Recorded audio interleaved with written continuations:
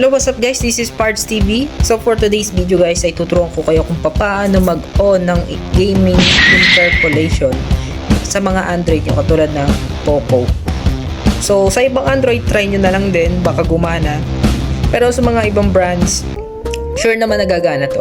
So una muna sa lahat guys ay i-on lang natin tong ating settings. Dito sa settings natin, dito tayo kukuha ng makikita natin kung gumagana ba yung gaming interpolation. So una muna guys pala sa lahat, kung di ka pa nakapollow sa aking channel at di ka pa nakasubscribe, so subscribe na yan, libre lang yun guys. So back to the video guys. So punta na tayo dito sa ating about phone. Then sa inyo kasi guys ang nakalagay ay builder's number. So sa akin kasi ay naka-Poco tayo, naka-Hyper OS. Check natin tong OS version. 4 na click guys, 4 na click, 1, 2, 3, 4. So meron na ako, ibig sabihin punta na lang tayo sa pinakababa, scroll down lang natin, click lang natin tong additional settings, then hanapin natin yung developers option. So ayan guys, then hanapin natin dito guys yung pinaka show refresh rate. So ayan, hanapin na natin guys. Ito, on natin. Pansin nyo guys, may nandito sa taas ko, binak ko na guys. So andito na tayo sa home screen. So ayan guys, nauna natin. So guys, dito natin malalaman kung gumagana na ba yung gaming interpolation dito kay sa mga Android pala natin. So sa akin si Poco kasi. So ayan guys, ang pangalawa naman natin i-download dito sa ating Play Store ay hindi pala Play Store guys. So, i-download natin itong application na to, yung isang set edit. May dalawa kasing klaseng set edit. Yung isa is ito guys, set edit na normal, nandun sa Play Store. Then ito, nandito siya sa Google kay F-Droid. Then next step natin guys, punta tayo dito sa settings. Then about phone. Sa inyo guys, may builder's number. So sa akin kasi iba yung akin naka-OS version ng Poco. Then tap natin 4 na beses. So ayan guys, nakikita nyo meron akong developers option. Then dito naman tayo sa pinakababa, additional. Scroll down nyo lang guys, then click nyo. Hanapin nyo lang dito yung developers option. Then hanapin nyo yung show refresh rate guys, para malaman natin kung gagana ba yung i-edit natin dun sa set edit. Kung gagana ba yung gaming interpolation. So ito. So ayan guys, may lumitaw na sa taas. 120 fps. So download lang natin yung set edit dito guys kay Play Store. Set edit, ito naman next. Set edit. Then yan guys, open na natin pag meron na tayo niyan. Pero bago natin ma-open yan, kailangan natin ng permission kay Shizuku. So kailangan din natin to i-download si Shizuku. So download lang din natin. Dito lang yan guys sa Play Store, libre lang yan. Hindi naman binabayaran guys. Shizuku. So ayan po. Then open lang natin. Then yan, meron na tayo. Then next step naman, punta tayo dito guys sa settings uli. Punta tayo dun sa developers option. So additional, scroll down. Then hanapin lang natin tong ating wireless debugging. So ito naman guys, so panibagong setup. So open na natin tong wireless debugging. Then open na natin tong click lang natin tong pair device with pairing code. So ayun guys. So kailangan muna natin syempre open tong Shizuku bago natin i-click yun. So ayun guys, pairing, click lang natin dito kay Shizuku, pairing. So wait lang natin. Pairing.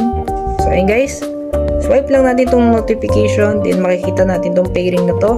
Then enter lang natin tong code na to, 667 600. So ayan,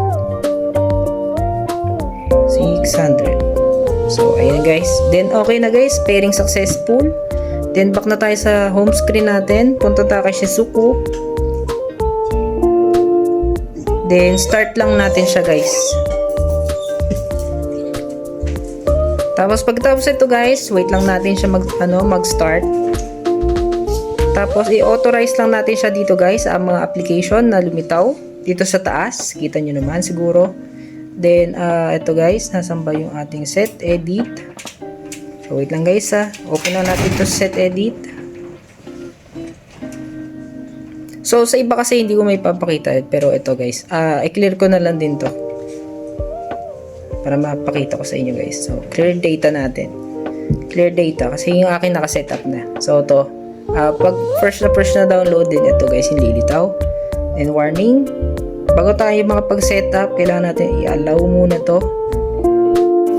So guys, pinakita ko naman sa inyo na clear data ko, pero wala talagang nangyayari. So ipapakita ko na lang sa screen yung pwedeng pag bagong download lang sa inyo. Ganito yung lilitaw guys. Ito yung ita-type nyo doon.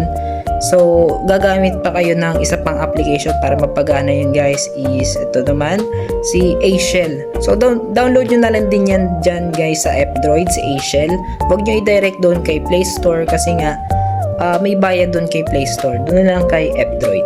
So next naman noon guys, pag tapos na natin ma-type yun kay A-Shell yung prompt command niya dito galing kay set edit. So ganito na siya guys, open na natin.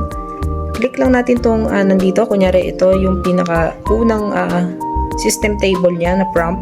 Ang pupuntahan natin guys is itong secure table. Then hanapin lang natin dito guys, scroll lang natin, hanapin natin yung user, then yung MIUI. MIUI muna guys, MIUI sa mga naka-Poco, then Redmi, pwede rin to. So sa ibang Android, baka user guys, user sa inyo. So, hanapin lang natin yung MIUI. Ayan guys, MIUI. MIUI refresh rate. Then, ito guys. Then, 1 lang natin siya guys. 1 lang natin. Para, Then, yung user. User. Nasaan na user? User. Then, ayan guys. Kita nyo naman, user. Then, 1. Then, yan guys. Automatic, naka-gaming interpolation ka na. Kung wala kang gaming interpolation dito sa mga game turbo mo, so pwede mo ito magamit. Pero syempre, may risk din to guys. Tataas yung temperature, then mag-overheat yung device. Kailangan natin ng phone cooler para mas stable yung maibibigay niya FPS natin pag naglalaro tayo.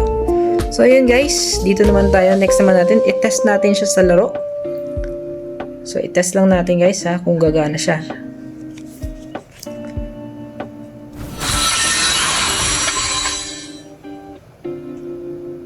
So, ayun guys, stable naman siguro. Wala po itong gaming interpolation. Itong ating Poco X6 Pro. So, nagawan po natin siya ng paraan para kahit papano maging stable po yung FPS natin pagdating sa laro. Pero ito na po yung pinakasagad niya. Hindi siya supported ng up to 144Hz. Wala na po siya nun. Hanggang 120 lang yan guys. So, okay naman po kahit nakaset yan ng super, or pwede na yan natin i-high, or i-low. Hindi yan magbabago guys. Dapat po nagbabago na yan, di ba? So ayan, di ba hindi siya nagbabago guys? Ibig sabihin nakagamit po talaga tayo ng gaming interpolation. Pero syempre, nasa atin po kung papalitan natin or hindi na. Pero mataas po yung risk na magkaroon tayo ng overheating kapag sinagad natin yung FPS niya. So yung FPS na tinatawag guys, ito po yung 120. So, ayun po talaga yung pinaka-max niya. Then, hindi ko na po ito lalaruin guys kasi matatagalan pa po tayo, magre-record pa po tayo. Then, ito lang naman tutorial natin is paano lang i-turn on yung ating gaming interpolation kung wala kang features dyan sa phone mo or game turbo mo. So, hopefully natulungan ko kayo sa inyong problema. At kung may katanungan kayo guys dito sa gaming interpolation to, so pwede nating gawan pa ng another video. So, hopefully guys, hanggang dito na lamang po yung ating video. So guys, kung natulungan kita at gumana yan sa'yo, paki-like and subscribe naman tong ating channel. And don't forget guys, na paki-share rin sa mga tropa mo. So, hanggang dito na lang po ang ating video guys. So, this is Parts TV guys. Maraming salamat sa panonood. Peace!